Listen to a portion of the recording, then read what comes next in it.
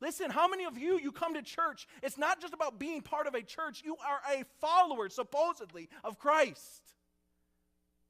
Are we not all supposed to be in here today as saying, I am a disciple, I am a follower of Christ? And can I use Jesus' words to encourage you or to help you or to maybe offend you?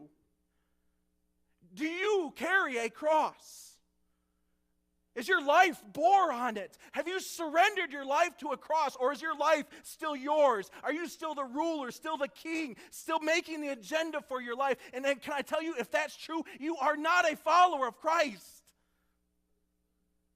It's just simple and it's true, church.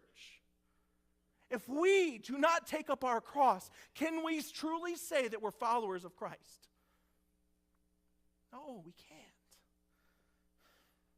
Taking up our crosses requires that we deny ourselves, denies the things of this world that sees as praiseworthy.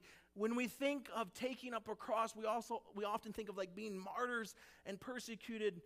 While that is partially true, what taking up your cross looks like practically, it requires giving up our self-governance, our consumer mindsets, our pride, our power, our cultural respectability, our health, our wealth, our comfort. Jesus doesn't say that we may have to take up our cross at some point in our lives, but he uses this word that we must take up our cross if we're going to follow him. But what does that look like?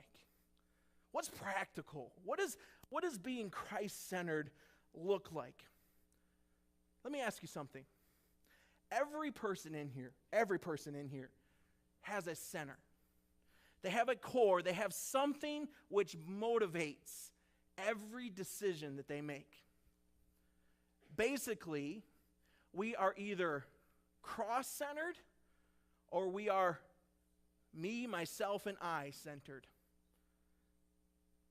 And one of these two things are going to govern every decision that you make in this life. Paul's desire for this church is ultimately to have them focused, motivated, and driven by the cross and to live for the glory of God. So what does Christ-centered versus me, myself, and I-centered? See, a lot of times the way we create comfort is we create religious systems. And instead of taking up our cross, we create religious systems where we can feel comfortable. And so if we say we go to church, we do this, we do X, Y, and Z, you can fill in the blanks. That makes me a follower of Christ. Do you know there's a lot of people who do a lot of religious things within a religious system that are not true followers of Christ? They do their things, but ultimately the ruler and the center and the king of their hearts is still themselves. And so what we do is we create religious systems to ultimately soothe our conscience, because we can live a double life. We can say, I do all these things, hence that makes me a good Christian. But then when I go out and the way I spend my money and the way I live my life and the decisions that I make is truly governed by what ultimately makes me happy. So we try to have the best of both worlds. Can I tell you simply, you can't? You can't have the best of both worlds. So ultimately, every person is governed by either the cross or they're governed by their own agenda.